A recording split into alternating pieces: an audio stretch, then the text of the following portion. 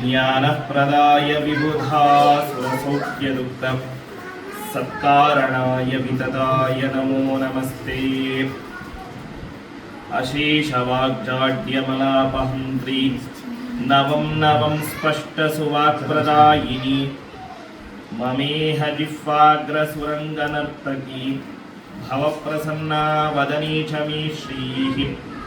धर्म विज्ञान वैराग्य परमैश्वर्यशालिनः आनन्दतीर्थ भगवत्पादान् वन्दे निरन्तरम्। भवतीदनुभावादेडमुकोऽपि वाग्मी ऋणमतिरपि चिन्तन जायते प्राज्ञमौलिः। सकलवचनचेतो देवता भारती सा मम वचसि निदत्तां सन्निधिं मानसे च। नौमिन्याय सुधादिकृज्जयमुनीन् श्रीपादराट्सन्मणीन् व्यासार्यान् विविधागमाब्धिविहरान् श्रीवादिराजानपि वन्दे हंसवरान् रघूत्तमगुरून् वैदग्ध्यवारां निधीन् श्रीसत्यव्रतराघवेन्द्रमुनिपान् सद्बोधसध्यानवान् सत्याभिघ्नकराब्जोत्तान् पञ्चाशद्वर्षपूजकान् सत्यप्रमोदतीर्थार्यान् नौमिन्याय सुधारतान्। शास्त्रेषु पारतृष्वान् शास्त्रज्ञेषु च वत्सलं दीनभक्तोद्धारकरं सत्यात्मानं गुरुं वदे। आपादमूलिपर्यन्तं गुरूणाम् आकृतिं स्मरे तेन विघ्नाः प्रणश्यन्ति सिद्ध्यन्ति च मनोरथाः। हरिः ओम्। ಶ್ರೀಮನ್ಮಧ್ವಾಚಾರ್ಯರು ಭಗವಂತನ ಸ್ತೋತ್ರವನ್ನು ಮಾಡುವಂತಹ ಸಂದರ್ಭದಲ್ಲಿ ಕೆಲವು ವಿಶೇಷಣಗಳಿಂದಾಗಿ ಭಗವಂತನನ್ನು ಕೊಂಡಾಡಿದ್ದಾರೆ. ಪ್ರತಿಯೊಂದು ಗ್ರಂಥವನ್ನು ರಚನೆ ಮಾಡುವಂತಹ ಸಂದರ್ಭದಲ್ಲಿ ಆರಂಭದಲ್ಲಿ ಭಗವಂತನ ಸ್ತೋತ್ರವನ್ನು ಅವಶ್ಯವಾಗಿ ಮಾಡಲೇಬೇಕು. ಯಾಕೆ ಅಂದರೆ ನಾವು ಏನಾದರೂ ಕೆಲಸ ಪ್ರಾರಂಭ ಮಾಡ್ತಾ ಇದ್ದೇವೆ ಅಂತಂದರೆ ಅದಕ್ಕೆ ಅನೇಕ ವಿಘ್ನಗಳು ಇರ್ತವೆ. ಅದರಲ್ಲಿಯೂ ಕೂಡ ಶುಭ ಕಾರ್ಯಗಳಿಗೆ ಭಗವಂತನ ಪೂಜೆ, ಭಗವಂತನ ಸ್ತೋತ್ರ, ಭಗವಂತನನ್ನು ಕುರಿತು ಪಾರಾಯಣ ಮಾಡ್ತಾ ಇದ್ದೇವೆ ಇತ್ಯಾದಿ ಎಲ್ಲ ಶುಭ ಕೆಲಸಗಳಿಗೆ ಇನ್ನೂ ಜಾಸ್ತಿ ವಿಘ್ನಗಳು ಅಂತ ಹೇಳ್ತಾರೆ. ಆ ಎಲ್ಲ ವಿಘ್ನಗಳ ಪರಿಹಾರಕ್ಕಾಗಿ ಭಗವಂತನ ಸ್ತೋತ್ರವನ್ನು ಮಾಡಬೇಕು. ಅಂದ್ರೆ ಮಧ್ವಾಚಾರ್ಯರು ಗ್ರಂಥದ ಆರಂಭದಲ್ಲಿ ಮೊಟ್ಟ ಮೊದಲಿಗೆ ಮಂಗಳಾಚರಣೆ ಮಾಡ್ತಾರೆ. ಹೀಗೆ ನೀವು ಹೇಳಿದಂತೆ ತಾತ್ಪರ್ಯ ನಿರ್ಣಯವನ್ನು ತೆಗೆದುಕೊಂಡಾಗ ಅದರಲ್ಲಿ ಮೊದಲಿಗೆ ನಾರಾಯಣಾಯ ಪರಿಪೂರ್ಣ ಗುಣಾರ್ಣವಾಯ ಅಂತ ಭಗವಂತನನ್ನು ಕೊಂಡಾಡಿದ್ದಾರೆ. ಅಂದ್ರೆ ನಾವು ತಿಳಿಯಬೇಕಾದದ್ದು ಏನು ಅಂತಂದ್ರೆ ಮಧ್ವಾಚಾರ್ಯರು ಗ್ರಂಥದ ಆರಂಭದಲ್ಲಿ ಸ್ತೋತ್ರ ಮಾಡಿದ್ರು ಅಂತಂದ್ರೆ ಆಗಷ್ಟೇ ಮಾಡಿದ್ರು ಅಂತ ಅನ್ಸ್ಬಿಡ್ತದೆ. ನಾವೇನಾದ್ರೂ ಕೆಲಸ ಪ್ರಾರಂಭ ಮಾಡ್ತಾ ಇರುವಾಗ ನಾವು ಸ್ತೋತ್ರ ಮಾಡುತ್ತೇವೆ, ಮಾಡಿದ್ರೆ ನಾವು ಆಗಷ್ಟೇ ಮಾಡಿದ್ವಿ, ಮುಂದೆ ಮಾಡೋದಿಲ್ಲ, ಹಿಂದೆ ಮಾಡಿರಲಿಲ್ಲ. ಹಾಗೆ ನಮ್ಮ ತರಹ ಶ್ರೀಮದಾಚಾರ್ಯರು ಕೂಡ ಗ್ರಂಥದ ಆದಿಯಲ್ಲಿ ಮಂಗಳವನ್ನು ಮಾಡಿ ಭಗವಂತನ ಸ್ತೋತ್ರವನ್ನು ಮಾಡಿದ್ರು ಅಂತಂದ್ರೆ ಅದಕ್ಕಿಂತ ಹಿಂದಿನ ಕಾಲದಲ್ಲಿ ಮಾಡಿರಲಿಲ್ಲ, ಮುಂದೆನೂ ಮಾಡೋದಿಲ್ಲ ಅಂತ ತಿಳಿಬೇಡ್ರಿ ಅಂತ ಶಾಸ್ತ್ರ ಹೇಳುತ್ತದೆ. ಮಧ್ವಾಚಾರ್ಯರು ಸಾಕ್ಷಾತ್ ವಾಯುದೇವರ ಅವತಾರ. ಪ್ರತಿ ಕ್ಷಣದಲ್ಲಿಯೂ ಕೂಡ ಭಗವಂತನ ಸ್ತೋತ್ರವನ್ನು ಅವರು ಮಾಡ್ತಾನೆ ಇರ್ತಾರೆ. ಸುಮಂತ ವಿಜಯದಲ್ಲಿ ನಾರಾಯಣ ಪಂಡಿತಾಚಾರ್ಯರು ಮಾತನ್ನು ಹೇಳ್ತಾರೆ, ನಹಿ ಹರಿಂ ಸತತಂ ನ ನಮತ್ಯಸೋ ನಚನ ಪಶ್ಯತಿ ನಾಪಿ ನ ವಂದತೆ ಅಪಿ ತಥೇತಿ ವಿದಾಯ ವಿಶೇಷತಃ ಸರ್ವಸಾಧು ಜನಾನ್ ಸಮಶಿಕ್ಷಯತ ಅಂತ. ಅಲ್ಲಿ ಮಧ್ವಾಚಾರ್ಯರು ಚಿಕ್ಕ ಬಾಲಕನಾಗಿರುವಾಗ ಒಂದು ಕ್ರಿಯೆಯಿಂದಾಗಿ ಒಂದನ್ನು ತೋರಿಸಿಕೊಟ್ರು ಅವರು. ಅಂದ್ರೆ ಆ ಒಂದು ಕಾಲದಲ್ಲಿ ಅವರು ನಮಸ್ಕಾರವನ್ನು ಮಾಡಿದ್ರು ಭಗವಂತನಿಗೆ, ಆ ಒಂದು ಗ್ರಂಥದ ಆರಂಭದಲ್ಲಿ ಸ್ತೋತ್ರವನ್ನು ಮಾಡಿದ್ರು ಅಂದ್ರೆ ಆಗಷ್ಟೇ ಮಾಡ್ತಾ ಇದ್ದಾರೆ ಅಂತ ಸರ್ವದಾ ತಿಳಿಬೇಡ್ರಿ. ಅವರು ಭಗವಂತನ ಸ್ತೋತ್ರವನ್ನು ಮಾಡೋದು, ಭಗವಂತನ ನಮಸ್ಕಾರವನ್ನು ಮಾಡದೇ ಇರುವಂತಹ ಕ್ಷಣವೇ ಇಲ್ಲ. ಪ್ರತಿಯೊಂದು ಕ್ಷಣದಲ್ಲಿಯೂ ಕೂಡ ಅವರು ಭಗವಂತನ ಸ್ತೋತ್ರವನ್ನು, ನಮಸ್ಕಾರವನ್ನು, ಭಗವಂತನನ್ನು ನೋಡುವುದು ಎಲ್ಲವನ್ನು ಪ್ರತಿ ಕ್ಷಣದಲ್ಲಿಯೂ ಮಾಡ್ತಾನೆ ಇರ್ತಾರೆ.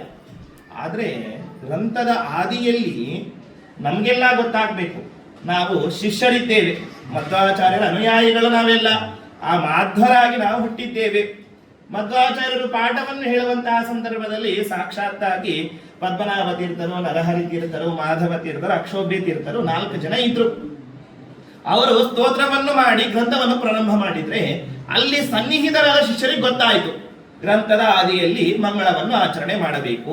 ಗ್ರಂಥವನ್ನು ಅಂದಂತ ಅಲ್ಲ, ಎಲ್ಲ ಶುಭ ಕಾರ್ಯಗಳನ್ನು ಪ್ರಾರಂಭ ಮಾಡುವಂತಹ ಸಂದರ್ಭದಲ್ಲಿ ಮೊದಲಿಗೆ ಭಗವಂತನೇ ನಮಸ್ಕಾರವನ್ನು ಮಾಡಬೇಕು ಅಂತ ಅವರಿಗೆ ಗೊತ್ತಾಯಿತು.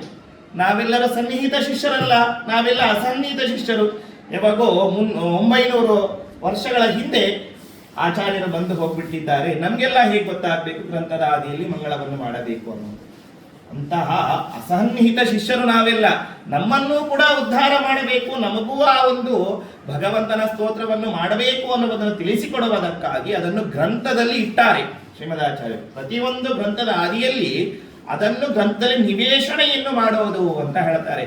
ಆ ತರಹ ನಮ್ಮೆಲ್ಲರಿಗೂ ತಿಳಿಸಿಕೊಡುವುದಕ್ಕಾಗಿ ಮಹಾನ್ ಉಪಕಾರವನ್ನು ಮಧ್ವಾಚಾರ್ಯರು ಮಾಡಿ ಗ್ರಂಥದ ಆದಿಯಲ್ಲಿ ಆ ಒಂದು ತಾತ್ಪರ್ಯ ನಿರ್ಣಯ ಗ್ರಂಥ ಅಂತಲ್ಲ, ಒಟ್ಟಾರೆ ಎಲ್ಲ ಸರ್ವಮೂಲ ಗ್ರಂಥಗಳಲ್ಲಿಯೂ ಕೂಡ ಮೊಟ್ಟ ಮೊದಲಿಗೆ ಆಚಾರ್ಯರು ಭಗವಂತನ ಒಂದು ಸ್ತೋತ್ರವನ್ನು ಮಾಡ್ತಾರೆ. ಆದ್ರೂ ಅದರಲ್ಲಿ ಒಂದು ಮಧ್ವಾಚಾರ್ಯರ ಒಂದು ಸ್ಪೆಷಾಲಿಟಿ ಏನು ಅಂತಂದ್ರೆ, ಭಗವಂತನ ಅನೇಕ ರೂಪಗಳಿವೆ. ಆದ್ರೂ ಮಧ್ವಾಚಾರ್ಯರಿಗೆ ನಾರಾಯಣ ಅನ್ನುವ ರೂಪ ಬಹಳ ಇಷ್ಟ ಅಂತ ಅನಿಸ್ತದೆ. ಯಾಕೆ ಅಂದ್ರೆ ಅಷ್ಟು ಗ್ರಂಥಗಳಲ್ಲಿ, ಅನೇಕ ಗ್ರಂಥಗಳಲ್ಲಿ ನಾರಾಯಣ ಅನ್ನುವ ಪದದಿಂದಾಗೇನೆ ಭಗವಂತನ ಸ್ತೋತ್ರವನ್ನು ಮಧ್ವಾಚಾರ್ಯರು ಬಹಳ ಕಡಿಮೆ ಮಾಡಿದ್ದಾರೆ. ನಾರಾಯಣಾಯ ಪರಿಪೂರ್ಣ ಗುಣಾರ್ಣವಾಯ ಅಂತ ಇಲ್ಲಿ, ಮತ್ತು ಅನುವ್ಯಾಖ್ಯಾನ, ಈ ಎಲ್ಲಾ ಗ್ರಂಥಗಳಲ್ಲಿ ಸರ್ವಮೂಲಗಳಲ್ಲಿ ಅತ್ಯಂತ ಅಗ್ರಸ್ಥಾನವನ್ನು ಪಡೆದಿರುವಂತಹ ಅನುವ್ಯಾಖ್ಯಾನ, ಅಲ್ಲಿ ಕೂಡ ನಾರಾಯಣಂ ನಿಖಿಲ ಪೂರ್ಣ ಗುಣೈಕ ದೇಹಂ ಅಂತಂದು ಅಲ್ಲಿ ಮಾಡ್ತಾರೆ. ಉಪಾಧಿ ಖಂಡನದ ಆದಿಯಲ್ಲಿ ನಾರಾಯಣೋ ಗಣ್ಯಗುಣ ನಿತ್ಯೈಕ ನಿಲಯಾಕೃತಿ ಅಂತ ಆ ಒಂದು ನಾರಾಯಣ ರೂಪಿಯಾದ ಭಗವಂತನ ಸ್ತೋತ್ರವನ್ನು ಬಹಳ ಕಡಿಮೆ ಮಾಡಿದ್ದಾರೆ. ನಾವೇನೀಗ ಸುಧಾ ಅಂತ ಏಕಾದೋತ್ಪಾದನ ಗ್ರಂಥವನ್ನು ನಾವು ತಿಳಿತೇವೆ, ಅದನ್ನು ಓದಿದವರು ಸುಧಾ ಪಂಡಿತರು ಅಂತಂದು ನಾವೆಲ್ಲ ಅವರನ್ನು ಗೌರವತೆ ಮಾಡ್ತೇವೆ. ಅಂತಹ ಸುಧಾ ಗ್ರಂಥಕ್ಕೆ ಮೂಲ ಯಾವುದು? ಅನುವ್ಯಾಖ್ಯಾನ. ಅನುವ್ಯಾಖ್ಯಾನದ ಆದಿಯಲ್ಲಿಯೂ ಕೂಡ ನಾರಾಯಣಂ ನಿಖಿಲ ಪೂರ್ಣ ಗುಣೈಕ ದೇಹಂ ಅಂತಂದು ಭಗವಂತನ ಸ್ತೋತ್ರವನ್ನು ಮಾಡ್ತಾರೆ. ಯಾಕೆ ನಾರಾಯಣ ಶಬ್ದದ ಮೇಲೆ ಇಂಥ ಪ್ರೀತಿ ಆಚಾರ್ಯರಿಗೆ ಅಂತಂದ್ರೆ, ಆ ಒಂದು ನಾರಾಯಣ ಶಬ್ದದಲ್ಲಿ ಅಷ್ಟು ಅರ್ಥ ಇದೆ. ನಾರಾಯಣ ಶಬ್ದದಲ್ಲಿ ಸಮಗ್ರ ವೇದಾರ್ಥ ಅಲ್ಲಿ ಅಡಗಿದೆ ಅಂತ ಹೇಳ್ತಾರೆ. ನಮ್ಮ ವಿಜಯೇಂದ್ರ ತೀರ್ಥ ಸ್ವಾಮಿಗಳು ಕೂಡ ಅದಕ್ಕೆ ಎಷ್ಟೋ ವ್ಯಾಖ್ಯಾನವನ್ನು, 100 ಅರ್ಥಗಳನ್ನು, ನಾರಾಯಣ ಶಬ್ದದ ಅರ್ಥವನ್ನು ಅವರು ವಿವರಣೆ ಮಾಡ್ತಾರೆ. ಹಾಗೆ ನಾರಾಯಣ ಅಂದ್ರೆ ಏನು ಅನ್ನೋದನ್ನು ನಾವು ತಿಳಿಯೋಣ ಇವತ್ತು. ನಾರಾಯಣ ನಿಖಿಲ ಪೂರ್ಣ ಗುಣ, ಪೂರ್ಣ ಬೇಡ, ನಾರಾಯಣಾಯ ಪರಿಪೂರ್ಣ ಗುಣಾರ್ಣವಾಯ ಎಲ್ಲ ಬೇಡ, ಬರೇ ನಾರಾಯಣಾಯ ಈ ಒಂದು ಪದದ ಅರ್ಥ ತಿಳಿದ್ರೇನೆ ತಾಸುಗಟ್ಟಲೆ ಬೇಕಾಗ್ತದೆ. ಆ ನಾರಾಯಣ ಅಂತಂದ್ರೆ ಅದಕ್ಕೆ ಬೇರೆ ಬೇರೆ ಗ್ರಂಥಗಳಲ್ಲಿ ವ್ಯಾಖ್ಯಾನವನ್ನು ಮಾಡಿದ್ದಾರೆ. ನಾರಾಯಣ ಅಂತಂದ್ರೆ ಸಕಲ ಗುಣ ಪರಿಪೂರ್ಣ ಭಗವಂತ ಅಂತ ಅರ್ಥವನ್ನು ಅಲ್ಲಿ ನಮಗೆ ತಿಳಿಸಿಕೊಡ್ತಾ ಇದ್ದಾರೆ. ಯಾಕೆ ಅಂತಂದ್ರೆ ಅರ ಅಂತಂದ್ರೆ ದೋಷಗಳು, ಅರ ಅಂತಂದ್ರೆ ದೋಷಗಳು, ದೋಷ ರಕ್ಷಿತ್ರ ಶಬ್ದಾನ ಅಂತಂದು ಅನುವ್ಯಾಖ್ಯಾನದಲ್ಲಿ ಮಧ್ವಾಚಾರ್ಯರೇ ಹೇಳ್ತಾರೆ. ಅರ ಅಂದ್ರೆ ದೋಷಗಳು, ನಾರ ಅಂತಂದ್ರೆ ದೋಷಗಳಲ್ಲದೇ ಇದ್ದದ್ದು ಯಾವುದು? ಗುಣಗಳು. ಆ ಗುಣಗಳಿಗೆ ನಾರ ಅಂದ್ರೆ ಗುಣಗಳು, ಅದಕ್ಕೆ ಅಯನ ಅಂದ್ರೆ ಆಶ್ರಯನಾಗಿದ್ದಾನೆ ಭಗವಂತ. ಒಂದಲ್ಲ, ಎರಡಲ್ಲ, 1000 ಅಲ್ಲ, ಅನಂತ ಗುಣಗಳು, ಸಕಲ ಗುಣ ಪರಿಪೂರ್ಣ. ನಾವು ಮಧ್ವ ವಿಜಯದಲ್ಲೂ ಅದೇ ಹೇಳ್ತಾರೆ, ಕಾಂತಾಯ ಕಲ್ಯಾಣ ಗುಣೈಕದಾಮ್ನೆ. ಅಂದ್ರೆ ಏನ್ ಇಷ್ಟು ತಿಳಿಬೇಕು, ನಮ್ಮ ಶಾಸ್ತ್ರದಲ್ಲಿ ಮೊಟ್ಟ ಮೊದಲು ಮುಖ್ಯವಾದ ಪ್ರಮೇಯ ಯಾವುದಂದ್ರೆ ಭಗವಂತ ಸಕಲ ಗುಣ ಪರಿಪೂರ್ಣ ಅನ್ನೋದು. ಯಾಕ್ರಿ ಇದಕ್ಕೆ ಇಂಥ ಬರೀ ಒತ್ತು ಕೊಟ್ಟು ಹೇಳ್ತೀರಿ ನೀವು ಅಂತಂದ್ರೆ, ಎಷ್ಟೋ ಜನ ಇದ್ದಾರೆ ಭಗವಂತ ನಿರ್ಗುಣ ಅಂತ ಹೇಳುವವರು. ಅವರು ಯಾರು ಅಂತ ಹೇಳೋದು ಬೇಕಾಗಿಲ್ಲ, ಭಗವಂತ ನಿರ್ಗುಣ ಅಂತ ಹೇಳ್ತಾರೆ. ಭಗವಂತನಲ್ಲಿ ಏನು ಗುಣಗಳೇ ಇಲ್ಲ, ಕೇವಲ ಶುದ್ಧ, ಅವನಲ್ಲಿ ಏನೂ ಇಲ್ಲ ಗುಣಗಳು ಅಂತ ಹೇಳುವಂತಹ ಒಂದು ವಾದ ಇದೆ. ಇಲ್ರಿ, ಭಗವಂತನಿಗೆ ಗುಣಗಳಿವೆ ಅಂತ ಇನ್ನೊಂದು ಮತ ಇದೆ, ಒಪ್ತಾರೆ. ಎಷ್ಟು ಗುಣಗಳು ಅಂದ್ರೆ 8 ಗುಣಗಳು ಅಂತ ಹೇಳ್ತಾರೆ. ತಾರ್ಕಿಕರ ಸಿದ್ಧಾಂತ ಅದು. ಭಗವಂತನಲ್ಲಿ 8 ಗುಣಗಳಿವೆ ಅಂತ ಹೇಳ್ತಾರೆ. ಇನ್ನ ಕೆಲವು ಜನ ಹೇಳ್ತಾರೆ ಭಗವಂತ ಅವನು ಉದಾಸೀನ, ಅವನು ಇದ್ದಾನಷ್ಟೇ. ಹೇಗೆ ಅಂತಂದ್ರೆ, ಈಗ ನಮಗೆ ಇಲ್ಲಿ ಗಿಡ ಕಾಣಿಸ್ತಾ ಇದೆ. ಈ ಗಿಡ ಹೇಗೆ ಬಂತು ಅಂತಂದ್ರೆ, ಅದಕ್ಕೊಂದು ಬೀಜದಿಂದಾಗಿ ಆ ಗಿಡ ಬಂತು ಅಂತ ಹೇಳ್ತೇವೆ. ಆ ಬೀಜದಿಂದ ಗಿಡ ಬರಬೇಕಾದ್ರೆ ಆ ಬೀಜ ಇದ್ದ ತಕ್ಷಣ ಒಂದು ಡಬ್ಬಿಯಲ್ಲಿ ಬೀಜ ಹಾಕಿ ಇಟ್ಟಿದ್ದೇವೆ. ಗಿಡ ಬರ್ತದ? ಬರೋದಿಲ್ಲ. ನೀರು ಬೇಕು, ಮಳೆ ಬೀಳಬೇಕು, ಮಳೆ ಬಿದ್ದರೆ ಗಿಡ ಬರ್ತದೆ. ಹಾಗೆ ಭಗವಂತ ಕೇವಲ ಮಳೆಯನ್ನು ಸುರಿಸುವಂತಹ ಒಬ್ಬ ವ್ಯಕ್ತಿ. ಅಂದ್ರೆ ಅಂಕುರದಿಂದಾಗಿ ಗಿಡ ಬರಬೇಕು, ಬೀಜದಿಂದಾಗಿ ಗಿಡ ಬರಬೇಕು ಅಂದ್ರೆ ಭಗವಂತ ಬೇಕಾಗಿಲ್ಲ. ಅದಾಗಿ ಅದೇ ಪ್ರಕೃತಿಯಿಂದಾಗಿ ಎಲ್ಲ ಆಗ್ತಾ ಇದೆ. ಕೇವಲ ಮಳೆಯ ಸ್ಥಾನದಲ್ಲಿ ಆ ಭಗವಂತನನ್ನು ಸುಮ್ಮನೆ ಇಟ್ಟಿದ್ದಾರಷ್ಟೇ. ಹಿಂಗ ಸೇಶ್ವರ ಸಾಂಖ್ಯವಾದಿಗಳು ಈಶ್ವರನನ್ನು ಒಪ್ತಾರೆ ಅಂದ್ರೆ ಅವ್ರು ಏನು ಉಪಯೋಗವಿಲ್ಲ ಅಂತ ಹೇಳ್ತಾರೆ. ಕೆಲವರು ಈಶ್ವರನನ್ನೇ ಒಪ್ಪೋದಿಲ್ಲ, ಒಪ್ಪಿದ್ರು ನಿರ್ಗುಣ ಅಂತ ಒಪ್ತಾರೆ, ಅವನಲ್ಲಿ ಕೆಲವೇ ಗುಣಗಳು ಇವೆ ಅಂತ ಹೇಳ್ತಾರೆ, ಮತ್ತು ಅವನು ಪರಾಧೀನ ಅಂತ ಕೆಲವರು ಒಪ್ತಾರೆ. ಈ ತರಹ ಅನೇಕ ವಾದಗಳಿವೆ. ಆದರೆ ಅದೆಲ್ಲವನ್ನು ಮಂಡಿಸಿ ಅದನ್ನೆಲ್ಲವನ್ನು ಖಂಡನೆ ಮಾಡಿ ಆಚಾರ್ಯರು ಭಗವಂತ ಸಕಲ ಗುಣ ಪರಿಪೂರ್ಣ ಅಂತ ತಿಳಿಸಿಕೊಟ್ಟಿದ್ದಾರೆ. ಇದನ್ನು ಸ್ವಲ್ಪ ಊಹೆ ಮಾಡಲಿಕ್ಕೆ ಸ್ವಲ್ಪ ಕಷ್ಟ ಆಗ್ತದೆ. ಭಗವಂತ ಹೇಗ್ರಿ ಅವನ ದೇಹ ಅದು ನಮ್ಮಂತಹ ಈ ರಕ್ತ, ಕೀವು, ಮಾಂಸ, ಎಲುಬು ಇವುಗಳಿಂದ ಕೂಡಿದ್ದಲ್ಲ. ಇದು ನಾರಾಯಣ ಪಂಡಿತಾಚಾರ್ಯರು ಹೇಳ್ತಾರೆ, ಭಗವಂತನ ದೇಹ ಇದು ನಿಖಿಲ ಪೂರ್ಣ ಗುಣೈಕ ದೇಹ, ಸಕಲ ಗುಣ ಪರಿಪೂರ್ಣವಾಗಿದೆ. ಹೇಗೆ ಅಂತಂದ್ರೆ ನಾವೆಲ್ಲ ಚಿಕ್ಕವರಿರುವಾಗ ಜಾತ್ರೆಗೆ ಹೋಗ್ತಿರ್ತೇವೆ. ಹೋದಾಗ ಅಲ್ಲಿ ಒಂದು ಸಕ್ರೆ ಗೊಂಬೆಗಳು ಮಾಡ್ತಾ ಇದ್ರು. ಆ ಸಕ್ಕರೆ ಗೊಂಬೆಗಳು ಅಂತ ಸಿಗ್ತಿರ್ತವೆ. ಆ ಗೊಂಬೆ ನೋಡಿದ್ರೆ ಕಣ್ಣು ಸಕ್ರಿನೆ, ಮೂಗು ಸಕ್ರಿನೆ, ಬಾಯಿ ಸಕ್ರಿನೆ, ಅದರ ಕಾಲು ಸಕ್ರಿನೆ, ಎಲ್ಲ ಸಕ್ರಿಮಯ ಅದು ಗೊಂಬೆ. ಹಾಗೆ ಭಗವಂತನ ದೇಹ ಹೆಂಗಿರ್ತದೆ ಅಂದ್ರೆ ಸಕಲ ಗುಣ ಪರಿಪೂರ್ಣ. ಅಂದ್ರೆ ಸುಮ್ಮನೆ ಭಗವಂತನ ದೇಹವನ್ನು ಕಟ್ ಮಾಡ್ತೀವಿ ಅಂತಂದ್ರೆ ರಕ್ತ ಬರೋದಿಲ್ಲ. ಅಲ್ಲಿ ಭಗವಂತನ ಗುಣನೇ ಇರ್ತದೆ ಪೂರ್ಣ. ಭಗವಂತ ನಮ್ಮಂತಹ ರಕ್ತ, ಕೀವು, ಮಾಂಸಗಳಿಂದ ಕೂಡಿದ್ದಲ್ಲ ಭಗವಂತನ ದೇಹ. ಅದು ಆನಂದಮಯ, ಸುಖಮಯ ಭಗವಂತನ ದೇಹ ಅಂತ ಇದನ್ನು ಆಚಾರ್ಯರು ತಿಳಿಸಿಕೊಡುತ್ತಾರೆ. ಅಂದ್ರೆ ಎಷ್ಟೋ ದಾರ್ಶನಿಕರು ಬಂದಿದ್ದಾರೆ. ನಮಗೆ ಶಂಕರಾಚಾರ್ಯರು ಬಂದರು, ರಾಮಾನುಜಾಚಾರ್ಯರು ಬಂದರು. ಯಾರು ಭಗವಂತನಿಗೆ ದೇಹವನ್ನು ಒಪ್ಪಲಿಕ್ಕೆ ಸಾಧ್ಯ ಇಲ್ಲ ಅಂತ ಕೈ ಬಿಟ್ಬಿಟ್ರು ಎಲ್ಲರೂ. ಯಾಕಂದ್ರೆ ದೇಹವನ್ನು ಒಪ್ಪಿಬಿಟ್ರೆ ನಮ್ಗೆ ದೇಹ ಇದೆ, ದೇಹ ಯಾರಿಗಿದೆ ಅವರು ನಾಶ ಆಗ್ತಾರೆ. ದೇಹ ಯಾರಿಗಿದೆಯೋ ಅವರು ನಾಶ ಆಗ್ಬಿಡ್ತಾರೆ. ಹಾಗೆ ಭಗವಂತನಿಗೆ ದೇಹ ಒಪ್ಪಿಬಿಟ್ರೆ ಭಗವಂತನಿಗೂ ನಾಶ ಆಗ್ಬಿಡ್ತದೆ. ಆದ್ದರಿಂದಾಗಿ ಭಗವಂತನಿಗೆ ದೇಹವೇ ಇಲ್ಲ ಅಂತ ಯಾರು ದೇಹವನ್ನು ಒಪ್ಪಲಿಲ್ಲ. ಒಬ್ಬರು ನಮ್ಮ ಶ್ರೀಮದಾಚಾರ್ಯರಂದು ಭಗವಂತನಿಗೆ ದೇಹವಿದೆ ಅಂತ ಹೇಳಿದ್ರು. ಹಾಗೇಗ್ರಿ ದೇಹವಿದೆ ಅಂತಂದ್ರೆ ಮತ್ತೆ ನಾಶ ಆಗ್ಬೇಕಲ್ಲ ಭಗವಂತ, ಅವನಿಗೂ ಸಾವು ಬರಬೇಕು, ಮುದಿತನ ಬರಬೇಕು. ದೇಹವಿತ್ತು ಅಂದ್ರೆ ಈ ದೇಹ ಈಗಿದ್ದಿದ್ದು ಒಂದು 10 ವರ್ಷ ಆಗಿದ್ಮೇಲೆ ಈಗಿರೋದಿಲ್ಲ, ಮುದಿತನ ಬರ್ತದೆ. ಹಾಗೆ ಭಗವಂತನಿಗೂ ಮುದಿತನ ಬರಬೇಕು, ಜ್ವರಾದಿಗಳು ಬರಬೇಕು, ನಾಶ ಆಗ್ಬೇಕು ಭಗವಂತ ಅಂತಂದ್ರೆ ಯಾರಿಗೂ ಈ ಒಂದು ಕಾನ್ಸೆಪ್ಟೇ ಬರಲಿಲ್ಲ ತಲೆಯಲ್ಲಿ. ಇದು ಪ್ರಾಕೃತ ದೇಹ. ಭಗವಂತಂದು ನಮ್ಮಂತಹ ಪಂಚಭೂತಗಳಿಂದ ಜನ್ಯವಾದ ಪ್ರಾಕೃತ ದೇಹ ಅಲ್ಲ, ಅಪ್ರಾಕೃತ ದೇಹ ಭಗವಂತಂದು ಅಂತಂದು ಯಾರಿಗೂ ಹೇಳಲಿಕ್ಕಾಗಿಲ್ಲ. ಮೊಟ್ಟ ಮೊದಲು ಹೇಳಿದ್ದು ಶ್ರೀಮದಾಚಾರ್ಯರೇ, ಭಗವಂತನಿಗೆ ಅಪ್ರಾಕೃತವಾದ ದೇಹ ಇದೆ. ಅಪ್ರಾಕೃತವಾದ ದೇಹ, ನಮಗ ಪ್ರಾಕೃತವಾದ ದೇಹ ಇರುವುದರಿಂದಾಗಿ ಪಂಚಭೂತಗಳಿಂದ ಜನ್ಯವಾದದ್ದರಿಂದಾಗಿ ಇದಕ್ಕೆ ಮುದಿತನ ಬರ್ತದೆ, ಇದಕ್ಕೆ ಸಾವಿದೆ. ಆದರೆ ಭಗವಂತನು ಅಪ್ರಾಕೃತವಾಗಿರುವಂತಹ ದೇಹ, ಅದರಿಂದಾಗಿ ಆ ಭಗವಂತನಿಗೆ ಯಾವ ನಾಶ ಬರಲಿಕ್ಕೆ ಸಾಧ್ಯ ಇಲ್ಲ. ಅದರಿಂದಾಗಿ ಅಂತಹ ಅಪ್ರಾಕೃತವಾದ ದೇಹ ಭಗವಂತನಿಗಿದೆ ಅಂತಂದು ಶ್ರೀಮದಾಚಾರ್ಯರು ನಮಗೆ ತಿಳಿಸಿಕೊಡ್ತಾರೆ. ಅಂತಹ ಭಗವಂತನ ಒಂದು ಸಕಲ ಗುಣ ಪರಿಪೂರ್ಣತ್ವವನ್ನು ಈ ಒಂದು ನಾರಾಯಣ ಅನ್ನುವ ಶಬ್ದದಲ್ಲಿ ಇಷ್ಟೆಲ್ಲ ಅರ್ಥವಿದೆ ಅನ್ನುವುದನ್ನು ನಾವು ತಿಳಿದುಕೊಳ್ಳಬೇಕು. ಯಾಕೆ ಅಂತಂದ್ರೆ ನಮಗೆ ಬ್ರಹ್ಮಸೂತ್ರಗಳಲ್ಲಿ 4 ಅಧ್ಯಾಯಗಳಿವೆ. ನಾವು ಯಾವುದೇ ವೇದದ ಅರ್ಥವನ್ನು ತಿಳಿದುಕೊಳ್ಳಬೇಕು, ಮಹಾಭಾರತದ ಅರ್ಥವನ್ನು ತಿಳಿದುಕೊಳ್ಳಬೇಕು ಅಂದ್ರೆ ಸೂತ್ರಗಳು, ಫಾರ್ಮುಲಾಸ್, ಇಂಗ್ಲಿಷಲ್ಲಿ ಈ ಮ್ಯಾಥ್ಸ್ ಅಲ್ಲಿ ಇರ್ತಾವಲ್ಲ ಫಾರ್ಮುಲಾಸ್ ಅಂತ, ಒಂದು ಫಾರ್ಮುಲಾದಿಂದ ಎಷ್ಟೋ ಪ್ರಾಬ್ಲಮ್ಸ್ ಸಾಲ್ವ್ ಮಾಡ್ತಾ ಹೋಗ್ತಾರೆ. ಇಲ್ಲಿ ಫಾರ್ಮುಲಾ ಯಾವುದು ಅಂದ್ರೆ ಸೂತ್ರ, ಬ್ರಹ್ಮಸೂತ್ರ. ಆ ಒಂದು ಬ್ರಹ್ಮಸೂತ್ರದಿಂದಾಗಿ ಎಷ್ಟೋ ವೇದಗಳ ಅರ್ಥಗಳನ್ನು ನಾವು ತಿಳಿತಾ ಹೋಗ್ತೇವೆ. ಅದರಲ್ಲಿ ವೇದವ್ಯಾಸ ದೇವರು 4 ಅಧ್ಯಾಯಗಳನ್ನು ರಚನೆ ಮಾಡಿಕೊಟ್ಟಿದ್ದಾರೆ. ಅಲ್ಲಿ ಮೊದಲನೇ ಅಧ್ಯಾಯ ಏನ್ ತಿಳಿಸಿಕೊಡುತ್ತದೆ ಅಂತಂದ್ರೆ ಭಗವಂತನ ಸಕಲಗುಣ ಪರಿಪೂರ್ಣತ್ವವನ್ನೇ ತಿಳಿಸಿಕೊಡುತ್ತದೆ. ಅದರಿಂದಾಗಿ ಆ ನಾರಾಯಣ ಅನ್ನುವ ಶಬ್ದದಲ್ಲಿ ಸಕಲಗುಣ ಪರಿಪೂರ್ಣತ್ವ ಅನ್ನುವ ಅರ್ಥ ಇದೆ ಅಂತ ನಾವು ತಿಳ್ಕೊಂಡ್ಬಿಟ್ರೆ ನಾವು ಆ ಬ್ರಹ್ಮಸೂತ್ರಗಳ ಮೊದಲನೇ ಅಧ್ಯಾಯದ ಅರ್ಥವನ್ನು ತಿಳಿದುಕೊಂಡಂತೆ ಆಗ್ಬಿಡುತ್ತದೆ. ಒಟ್ಟಾರೆ ಮೂಲ ಆ ಅಧ್ಯಾಯ ಏನ್ ಹೇಳಕ್ ಹೊರಟಿದೆ ಅಂದ್ರೆ ಭಗವಂತ ಸಕಲಗುಣ ಪರಿಪೂರ್ಣತ್ವ. ಅದನ್ನು ಓದಬೇಕು ಅಂದ್ರೆ ಯುಕ್ತಿ ಇರ್ತದೆ, ಬಹಳ ಕಷ್ಟ, ಅದೆಲ್ಲ ತರ್ಕ, ಮೀಮಾಂಸಾ ವಿಚಾರ ಇರ್ತದೆ. ಆದರೂ ಕೂಡ ಪ್ರಧಾನವಾದ ಮುಖ್ಯವಾದ ಉದ್ದೇಶ ಭಗವಂತನ ಸಕಲಗಳ ಪರಿಪೂರ್ಣತ್ವ. ಅದು ನಾರಾಯಣ ಅನ್ನುವ ಶಬ್ದದಲ್ಲಿ ಇದೆ ಅಂತ ತಿಳ್ಕೊಳ್ಬೇಕು. ಸರಿ, ಆಯ್ತು, ಈ ಭಗವಂತನಿಗೆ ಗುಣಗಳಿವೆ ಅಂತ ಒಪ್ಪೋಣ. ಆದ್ರೆ ಈಗ ನಮ್ಮಲ್ಲಿ ಏನೋ ಒಳ್ಳೆಯ ಗುಣಗಳಿವೆ ಅಂತ ಮಾತ್ರಕ್ಕೆ ನಮ್ಮಲ್ಲಿ ದೋಷಗಳಿಲ್ವಾ? ಇದ್ದೇ ಇದೆ. ಎಲ್ಲಿ ಒಂದು ವ್ಯಾಪ್ತಿ ಇದೆ. ವ್ಯಾಪ್ತಿ ಅಂತಂದ್ರೆ ಯತ್ರ ಗುಣಾಹ ತತ್ರ ದೋಷಾಹ. ಎಲ್ಲಿ ಗುಣಗಳಿರ್ತಾವೋ ಅಲ್ಲಿ ದೋಷಗಳು ಇದ್ದೇ ಇರ್ತವೆ. ಬಹಳ ದೋಷಗಳು ಬೇಡ, ಒಂದು ದೋಷವಾದರೂ ಇದ್ದೇ ಇರ್ತದೆ.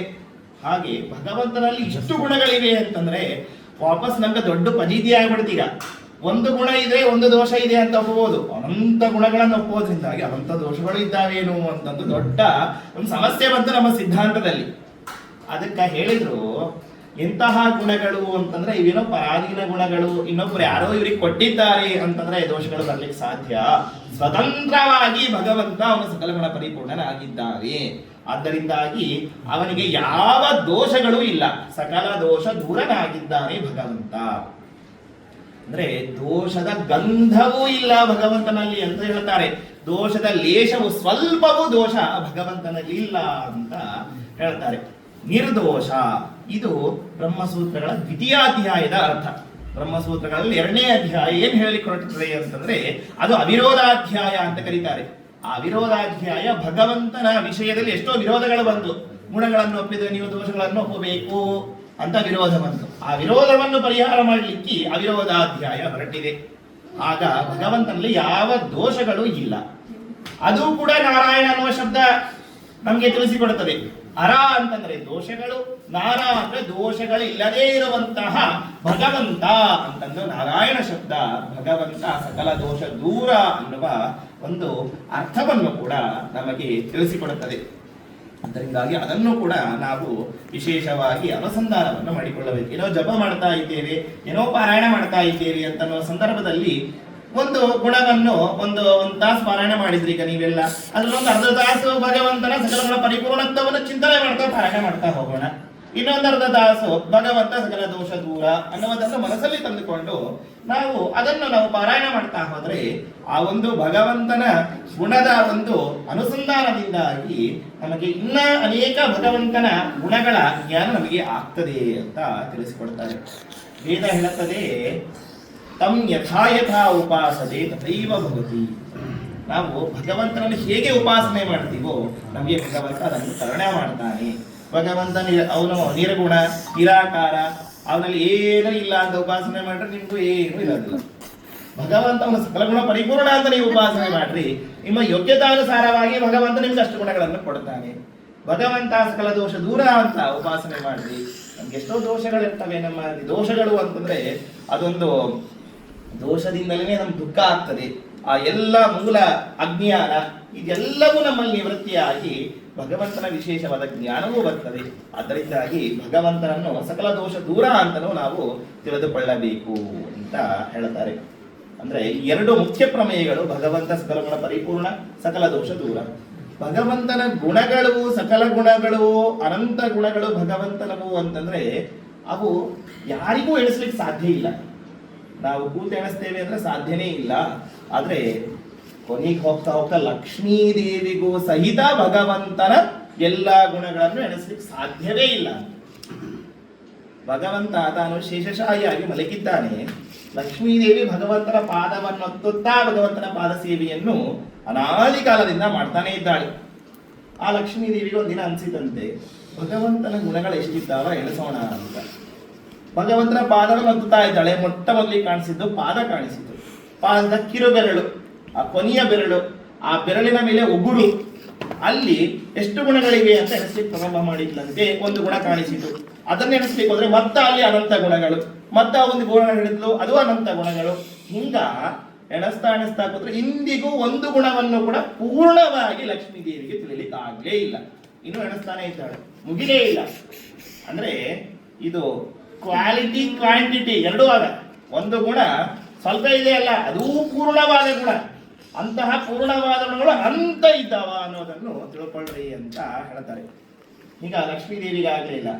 ಶೇಷದೇವರು ಅಂದ್ಕೊಂಡ್ರು, ಲಕ್ಷ್ಮೀದೇವಿ ಒಂದು ಮುಖ ಇದೆ, ಅವಳೇ ನೆನೆಸ್ತಾಳೆ, ಆಗೋದಿಲ್ಲ, ನನಗ 1000 ಮುಖಗಳು.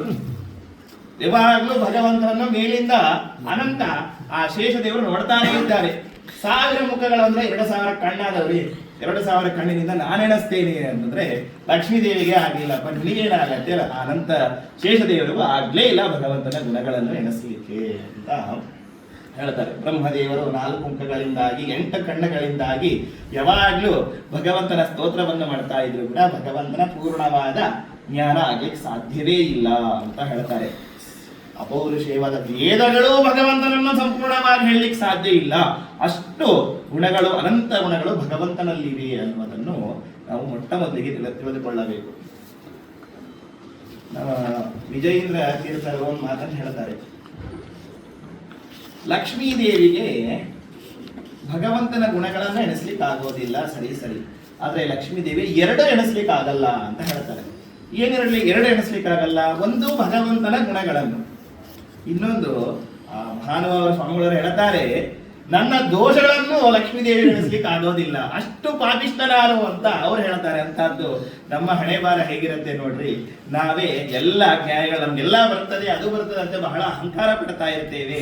ಆದ್ರೆ ಅಂತಹ ಮಹಾನುಭಾವರು ವಿಜಯೇಂದ್ರ ತೀರ್ಥರು ಹೇಳ್ತಾರೆ, ನನ್ನ ದೋಷಗಳನ್ನು ಲಕ್ಷ್ಮೀ ದೇವಿ ಎಣಿಸ್ಲಿಕ್ಕೆ ಆಗೋದಿಲ್ಲ ಅಂತ ಅವರು ಚಮತ್ಕಾರ ಪೂರ್ವಕವಾಗಿ ಹೇಳ್ತಾರೆ. ಅಷ್ಟು ಪಾಪಗಳನ್ನು ನಾವು ಮಾಡ್ತೇವೆ, ಅಂತಹ ಪಾಪಗಳನ್ನು ಬಿಟ್ಟು ಆ ಭಗವಂತನ ಒಂದು ಗುಣಗಾನವನ್ನು ಮಾಡೋಣ ಅಂತಂದು ಅವರು ತಿಳಿಸಿಕೊಡುತ್ತಾರೆ. ಈ ತರಹ ಭಗವಂತನ ಗುಣಗಳನ್ನು ಪ್ರತಿನಿತ್ಯವೂ ನಾವು ಸ್ಮರಣೆ ಮಾಡ್ತಾನೇ ಇರಬೇಕು. ಅದಕ್ಕಾಗಿ ನಮ್ಮ ಸ್ವಾಮಿಗಳು ಪ್ರತಿನಿತ್ಯವೂ ಆ ಭಗವಂತನ ಒಂದು ರಾಮನಾಮ ಜಪವನ್ನು ಅವರು ಹಿಡಿದಿದ್ದಾರೆ. ಪ್ರತಿನಿತ್ಯವೂ ಆ ಒಂದು ರಾಮದೇವರ ಒಂದು ಜಪವನ್ನು ನಾವು ಮಾಡುವುದರಿಂದಾಗಿ ಭಗವಂತನ ನಾಮಸ್ಮರಣೆ, ವಿಶೇಷವಾಗಿ ಕಲಿಯುಗದಲ್ಲಿ ಕಲೋ ಹರಿನಾಮ ಸಂಕೀರ್ತನ, ಕಲಿಯುಗದಲ್ಲಿ ವಿಶೇಷವಾಗಿ ಭಗವಂತನ ನಾಮ ಸಂಕೀರ್ತನಕ್ಕೆ ಅತ್ಯಂತ ಪ್ರಾಶಸ್ತ್ಯ ಇದೆ. ಆ ಸ್ವಾಮಿಗಳು ಎಷ್ಟನ್ನು ಯೋಚನೆ ಮಾಡಿ ಮನಸ್ಸಲ್ಲಿ ಇಟ್ಟುಕೊಂಡು ಈ ಒಂದು ದೊಡ್ಡ ಯೋಜನಾವನ್ನು ಹಾಕ್ಯಾರೋ ನಮ್ಗಂತೂ ಗೊತ್ತಿಲ್ಲ. ಆದ್ರೆ ಆ ದೊಡ್ಡ ಒಂದು ಸೇವೆಯಲ್ಲಿ ನಾವು ಒಂದು ಸಣ್ಣ ಅಳಿಲ ಸೇವೆ ಅಂತ ಅನ್ಕೊಂಡು ನಮ್ಮಿಂದ ಎಷ್ಟಾಗತ್ತೋ ಅಷ್ಟು ಆ ರಾಮನಾಮ ಜಪವನ್ನು ಮಾಡೋಣ. ಅಷ್ಟೇ ಅಲ್ಲದೆ ವಿಶೇಷವಾಗಿ ನಾರಾಯಣ ಮಧ್ವಾಚಾರ್ಯರು ಹೇಳಿದಂತೆ ಆ ನಾರಾಯಣ ಮಂತ್ರದ ಜಪವನ್ನು ಪ್ರತಿನಿತ್ಯವೂ ಗಾಯತ್ರಿ ಜಪದ ಜೊತೆಗೆ ಆ ನಾರಾಯಣ ಮಂತ್ರದ ಜಪವನ್ನು ಕೂಡ ನಾವು ವಿಶೇಷವಾಗಿ ಮಾಡೋಣ. ಆ ಒಂದು ಭಗವಂತನ ನಾಮಸ್ಮರಣೆಯಿಂದಾಗಿ ಎಲ್ಲ ಪಾಪಗಳ ಪರಿಹಾರವಾಗ್ತದೆ. ಗರುಡ ಪುರಾಣದಲ್ಲಿ ಒಂದು ಮಾತು ಹೇಳ್ತಾರೆ, ಭಗವಂತನ ಒಂದು ನಾಮಸ್ಮರಣೆಗೆ ಎಷ್ಟು ಪಾಪಗಳ ಪರಿಹಾರ ಆಗ್ತದೆ ಲೆಕ್ಕ ಮಾಡೋಣ ಅಂತಂದು ಶುರು ಮಾಡ್ತಾರೆ. ಭಗವಂತನ ಒಂದ್ಸಲ ನಾವು ರಾಮ ಅಂದ್ವಿ, ಒಂದ್ಸಲ ಕೃಷ್ಣ ಅಂತೀವಿ, ಒಂದ್ಸಲ ನಾರಾಯಣ ಅಂತಂದ್ವಿ ಅಂತಂದ್ರೆ ಒಂದು ಪಾಪ ಪರಿಹಾರ ಆಗ್ತದ, ಎರಡು ಪಾಪಗಳ ಪರಿಹಾರ ಆಗ್ತದ ಅಂತಂದ್ರೆ ಹೇಳ್ತಾರೆ, ರೋಮಾಂಚ ಆಗ್ತದೆ ಮೈ. ನೀವು ಅಷ್ಟು ಪಾಪಗಳನ್ನು ಮಾಡ್ಲಿಕ್ಕೂ ಸಾಧ್ಯ ಇಲ್ಲ, ಅಷ್ಟು ಪಾಪಗಳ ಪರಿಹಾರ ಆಗ್ತದೆ ಒಂದು ಬಾರಿ ಭಗವಂತ ನಾಮಸ್ಮರಣೆ ಮಾಡಿದ್ರೆ ಅಂತ ಹೇಳ್ತಾರೆ. ಎಲ್ರಿ ಈಗ ಅಂದ್ವಿ ರಾಮ ಅಂತಂದು ಎಲ್ಲಿ ಪಾಪಗಳು ಪರಿಹಾರ ಆದವು ಅಂದ್ರೆ ಭಕ್ತಿ ಒಂದು ಆಡ್ ಮಾಡಬೇಕು. ಎಲ್ಲಾ ಕಡೆ ಭಕ್ತಿ ಒಂದು ಅಪ್ಲೈ ಮಾಡ್ಕೊಳ್ಬೇಕು. ಅಷ್ಟು ಭಕ್ತಿ ನಮ್ಗೆ ಇಲ್ಲ, ಇದೆ ಅಂತ ಯಾರು ಹೇಳ್ತಾರೋ ಅವ್ರಿಗಿಲ್ಲ ಅಂತಾನೆ ಅರ್ಥ. ಯಾರು ಭಕ್ತಿ ಅಷ್ಟು ಮಾಡ್ಲಿಕ್ಕೆ ಸಾಧ್ಯ ಇಲ್ರಿ, ಭಗವಂತನ ತಿಳ್ಲಿಕ್ಕೆ ಸಾಧ್ಯ ಇಲ್ಲ ಅಂದ್ರೆ ಅವ್ನು ತಿಳ್ಕೊಂಡಿದ್ದಾರೆ ಸರಿಯಾಗಿ ಭಗವಂತನನ್ನು ಅಂತ ಉಪನಿಷತ್, ಕಾಟಕೋಪನಿಷತ್ ಹೇಳುತ್ತದೆ. ಯಾರು ನಾನು ತಿಳ್ಕೊಂಡಿದ್ದೇನೆ ಅಂತ ಹೇಳ್ತಾನೆ ಅವ್ನು ತಿಳ್ಕೊಂಡಿಲ್ಲ. ಯಾರು ಭಗವಂತನ ತಿಳ್ಲಿಕ್ಕೆ ಸಾಧ್ಯ ಇಲ್ಲ ಅಂತ ಅನ್ಕೊಂಡ ನಾವು ಸರಿಯಾಗಿ ತಿಳ್ಕೊಂಡಿದ್ದಾನೆ ಅಂತ ಉಪನಿಷತ್ ಹೇಳುತ್ತದೆ. ಹಾಗಾಗಿ ಭಗವಂತನ ವಿಶೇಷವಾದ ನಾಮಸ್ಮರಣೆ ಭಕ್ತಿಯಿಂದಾಗಿ ಮಾಡಬೇಕು. ಎಷ್ಟು ಸಾಧ್ಯತೆ ಆಗ್ತದೋ ಅಷ್ಟು ಭಕ್ತಿ ಅದು ಮಾಡ್ತಾ ಹೋದ್ರೆ ಬೆಳೀತಾ ಹೋಗ್ತದೆ. ಕೊನೆಗೆ ಅತಿ ಪರಿಪಕ್ವವಾಗಿರುವಂತಹ ಭಕ್ತಿ ಅದೊಂದು ಅವಸ್ಥಾ ಬರ್ತದೆ ಅಂತ ಹೇಳ್ತಾರೆ. ಆಗ ನಮ್ಮ ಸ್ವರೂಪೋದ್ಧಾರಕ ಗುರುಗಳು ಬಂದು ನಮಗೆ ಉಪದೇಶವನ್ನು ಮಾಡ್ತಾರೆ. ಅನಂತರ ಆ ಭಗವಂತ ನಮಗೆ ತಾನೇ ಈ ಒಂದು ಬಂಧವನ್ನು ಕೊಟ್ಟಿದ್ದು ತಾನೇ, ಇದರಿಂದ ಬಿಡುಗಡೆ ಮಾಡಿ ಮೋಕ್ಷವನ್ನು ಕೊಡುವವನು ಕೂಡ ಭಗವಂತನೇ. ಆ ಒಂದು ಭಗವಂತನ ನಾಮಸ್ಮರಣೆ ಮಾಡುವುದರಿಂದಾಗಿ ನಮಗೆ ಇಹಲೋಕದಲ್ಲೂ ಸುಖ ಆಗ್ತದೆ, ಪರಲೋಕದಲ್ಲಿಯೂ ಸುಖ. ಇಲ್ಲಿ ಏನಾದ್ರೂ ಭಗವಂತನ ನಾಮಸ್ಮರಣೆ ಮಾಡಿದ್ರೆ ನಿಮ್ಗೆ ಯಾರಾದ್ರೂ ಹೊಡಿತಾರ, ಬೈತಾರ? ಏನೂ ಮಾಡೋದಿಲ್ಲ. ನಾರಾಯಣೀತಿ ಮಂತ್ರೋಸ್ತಿ ವಾಗಸ್ತಿ ವಶವರ್ಧಿನಿ ಅಂತ ಹೇಳ್ತಾರೆ. ನಿಮ್ಮ ಬಾಯಿ ನಿಮ್ಮ ಕಂಟ್ರೋಲ್ ಅಲ್ಲಿ ಇದೆಯೋ ಇಲ್ವೋ? ನಿಮ್ಮ ಬಾಯಿಯಿಂದಾಗಿ ಯಾರಾದ್ರೂ ಭಗವಂತ ನಾಮಸ್ಮರಣೆ ಮಾಡ್ತೀವಿ ಅಂತಂದ್ರೆ ನಿಮ್ಗೆ ಏನಾದ್ರು ಬಡಿತಾರ ಅಥವಾ ಟ್ಯಾಕ್ಸ್ ಹಾಕ್ತಾರ? ಏನು ಹಾಕೋದಿಲ್ಲ. ನಿಮ್ಮ ನಾಲಿಗೆ ನಿಮ್ಮ ಬಾಯಿಯ ಕಂಟ್ರೋಲ್, ನಿಮ್ಮ ನಾಲಿಗೆ ನಿಮ್ಮ ಬಾಯಿ ನಿಮ್ಮ ಕಂಟ್ರೋಲ್ ಅಲ್ಲಿ ಇರುವಾಗ ಯಾಕೆ ಭಗವಂತ ನಾಮಸ್ಮರಣೆಯನ್ನು ಮಾಡೋದಿಲ್ಲ?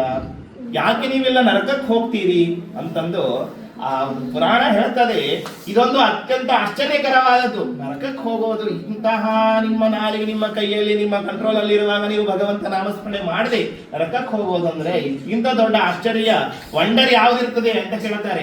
ಈ 7 ವಂಡರ್ಸ್ ಅಲ್ಲಿ ಇದು, ಅದಕ್ಕಿಂತ 8th ವಂಡರ್ ಇದು ನರಕಕ್ಕೆ ಹೋಗೋದು ಅಂತ ಹೇಳ್ತಾರೆ. ಅದರಿಂದಾಗಿ ಭಗವಂತನ ವಿಶೇಷ ನಾಮಸ್ಮರಣೆಯನ್ನು ನಾವೆಲ್ಲ ಮಾಡೋಣ ಅಂತ ಹೇಳ್ತಾ 2 ಮಾತುಗಳನ್ನು ಸ್ವಾಮಿಗಳ ಅಂತರ್ಯಾಮಿಯಾಗಿರುವಂತಹ ಆ ಭಗವಂತನ ಪಾದಾರವಿಂದಗಳಲ್ಲಿ ಸಮರ್ಪಣೆ ಮಾಡೋಣ. ಹರಯೇ ನಮಃ. ಗುರು ಮಧ್ವಾಂತರ್ಗತ ಶ್ರೀಕೃಷ್ಣಾರ್ಪಣ.